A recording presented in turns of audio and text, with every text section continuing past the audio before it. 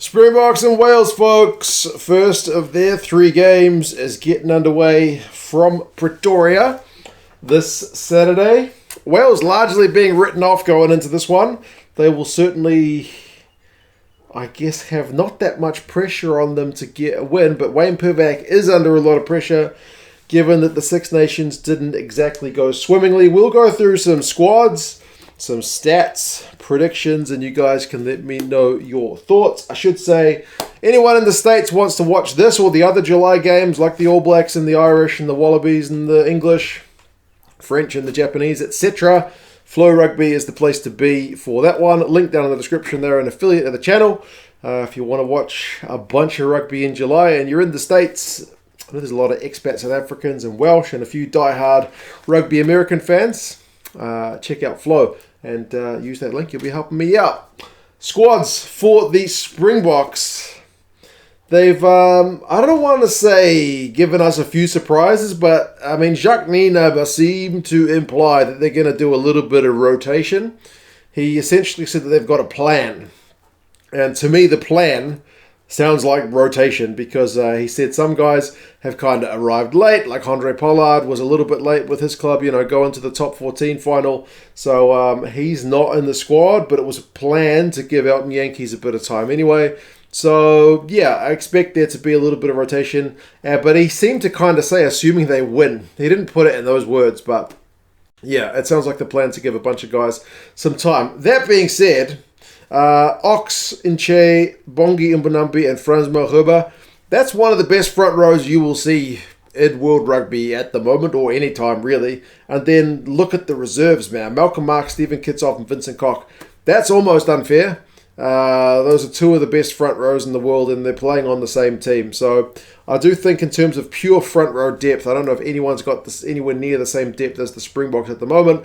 Eben, Etzebeth, and Lood Jager in the second row.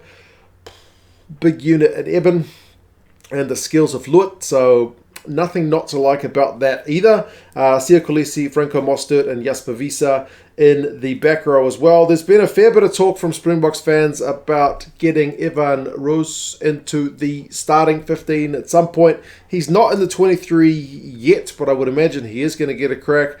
And if you haven't been watching the Premiership, Jasper Wiese has been in phenomenal form. He's been breaking tackles for fun. He got player of the match in the final, which his team, Leicester Tigers, won. They lifted the trophy, and he was pretty outstanding in that one. So, yeah, man, with Franco's work in the air and his work right around the park, plus Sia's ability to just be Mr. Everywhere, I think you'd have to be pretty happy with that back row as well. 5 to Klerk, Elton Jantjies, the 19 combo. Elton's always going to have the microscope on him. Elton is honestly that guy. Like, I love Elton at Super Rugby level. I don't think he gets a fair crack from people at that level. At international level, I don't think he's ever really kind of shown us his full potential, but he's getting another crack. And South Africa genuinely do need, I guess, someone other than Pollard to get some minutes in the 10 jersey. So Elton is the guy to have a crack, and we'll see how he goes. Damian, Allende, Lukhanyo, pretty steady as she goes in the midfield. Those guys are quite the duo. Mapimpi and Kolbe, you could do worse than those 2 guys as well. And then Damian Willemse, interestingly, gets the nod at 15, ahead of Willie Leroux, who is on the bench for this one. I don't think South African fans will be complaining about that, but it's interesting because Willemse spent most of the URC, I think, kind of in the midfield, but he is Mr. Utility, who can play a bit of everywhere. There are only 2 backs on the bench this week for the Springboks. Herschel Jantjies and Willie Leroux are those guys. I mean, Leroux can cover pretty much the entire back line, combined with Damian Willemse, who can pretty much do the same. We've seen Cheslin Kolbe fill in multiple positions before, so yeah, they should be pretty covered no matter what happens. And then the other guys, you've got Salman Murat, who's going to get his debut, so congratulations to him and his family. Likewise to Elric Lowe, who will also be on debut. And then you got Quagga Smith there as well. So, yeah, Quagga also covers a lot of positions, doesn't he? And I think they mentioned that he's the kind of guy that could even, with a sevens background, could even slot into the backs if you absolutely needed to. So, yeah, obviously no Peter Steph-Tutai. He's injured for this one, so he's not been snubbed. He's just not ready to go. For Wales, remember, 9th in the world up against the 1st in the world. This is a big ask, and they've never beaten South Africa in South Africa. So, honestly, apart from the fact that Wayne Pivac is under a bit of pressure with his job, I don't think Wales go into this one with a lot of pressure. Like, no one is expecting Wales to get a win here. So the pressure is kind of off in that regard. Gareth Thomas, Ryan Elias and Dylan Lewis. I mean, they're going to have their work cut out for them up front. But if you're an international front rower, that's the kind of thing you need to step up and be willing to really have a crack. Adam Baird, Will Rowlands. I do like that duo, man. Adam Baird's maul disruption is very good. He's got some long limbs on him. He's a big, tall man. So stopping the mauls is a key part to playing the Springboks. And Will Rowlands, I do think, has really taken a step up with his work rate. He has been a very, very busy guy around the park. Obviously, kind of filling a little bit of that void of Alan Wynne-Jones, although Alan Wynne is still on the bench for this one. Lydia, Rafael, and Faletau as the back row. So Tommy Rafael, debut for him. Tackling the house down, so he's going to have his work cut out for him as well. Not an easy place to go. I mean, Pretoria at altitude against the Boks for your first ever international cap.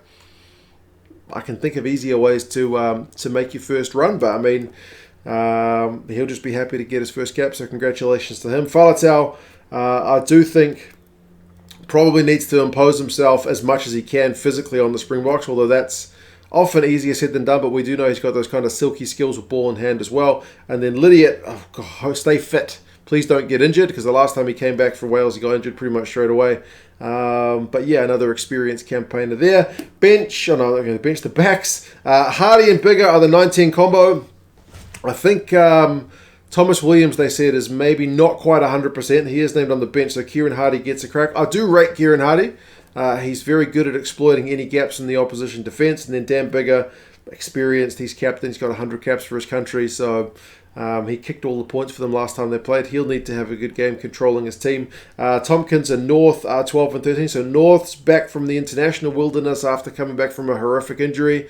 So another guy that please stay fit. He was really imposing himself, if you remember, prior to the Lions tour, where he was probably the guy who would have been the 13 for the Lions, but then got injured. So he is in South Africa. It's just a year late, unfortunately, but he'll be looking to, as I said, impose himself too. Rees-Zammit and Adams are the wings, and Liam Williams is at fullback, so he'll need to be good under the high ball, but he kind of specialises in that. Apparently, Cuthbert's got a little bit of a back niggle, so he wasn't really in consideration, so hence the kind of speedster in Rees-Zammit, and then the all-rounder in Adams to get a crack. Wyn Jones is another one who was, Wayne Pivak said he's a week short, so he's not quite ready to go. He'll be probably good to go in a week with his knee. Thomas Francis, though, has been also coming back, but he is fit because he's on the bench alongside Rhys Carey and Dewi Lake.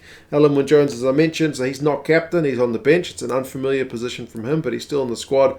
Navidi is also there, another guy who's had a long time out injured, so good to see him back. Thomas Williams, Gareth Anscombe and Owen Watkin. Gareth Anscombe only joined the squad pretty late after trying to see the birth of his child, but he still ended up missing it. The baby was born pretty much while he was on the plane to South Africa.